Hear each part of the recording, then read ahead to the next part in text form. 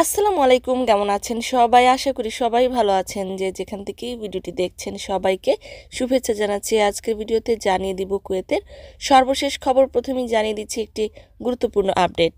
পবিত্র হজ এবং ওমরা পালনের জন্য সৌদি আরব কর্তৃপক্ষ একটি নতুন নির্দেশনা জারি করেছে।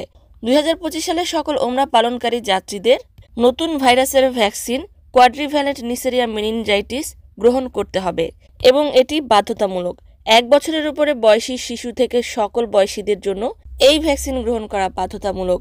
সৌদি আরবে পৌঁছানোর কমপক্ষে 10 দিন পূর্বে এই ভ্যাকসিন গ্রহণ করতে হবে এবং এর মেয়াদ 3 বছর হতে হবে।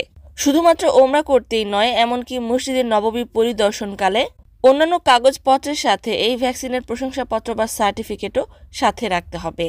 উপরোক্ত নির্দেশনা অনুযায়ী কুয়েতের স্বাস্থ্য মন্ত্রণালয় থেকে নির্দেশনা দেওয়া হয়েছে, যে সকল ব্যক্তিরা ওমরা করতে প্রস্তুত রয়েছে তাদেরকে এই ভ্যাকসিন প্রদান করা হবে। এই ভ্যাকসিনটি কুয়েতে অ্যাভেলেবল রয়েছে।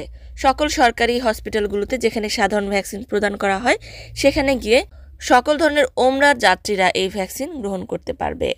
অন্যদিকে আরেকটি আরবি দৈনিকে প্রকাশ করে বলা হয়েছে যে কুয়েত স্বরাষ্ট্র মন্ত্রণালয়ের তদন্ত বিভাগ বেশ কয়েকদিন ধরে তদন্ত চালিয়ে একজন লেবাননের নাগরিককে আটক করেছে, যিনি কুয়েতে বসবাস করছিল এবং কুয়েতে বসবাসরত প্রবাসীদের কাছ থেকে অর্থের বিনিময়ে কাজের লোভ দেখিয়ে বিভিন্নভাবে অর্থ আত্মসাৎ করে আসছিল।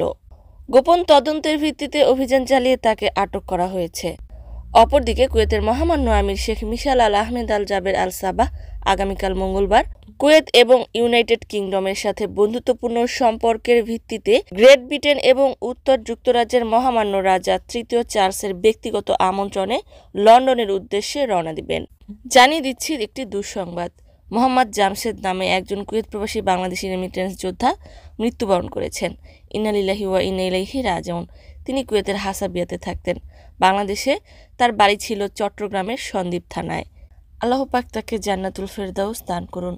সম্মানিত ভিউয়ার্স, আজকের মতো এই ছিল আপডেট। পুরো ভিডিওটি দেখার জন্য ধন্যবাদ। এই ধরনের ভিডিও পেতে চাইলে ইউটিউব চ্যানেলটিকে সাবস্ক্রাইব করে দিবেন, ফেসবুক পেজটিকে লাইক এবং ফলো করে দিবেন যারা পূর্বেই করেছেন। সবাইকে ধন্যবাদ। আজকের মতো বিদায়। আল্লাহ হাফেজ।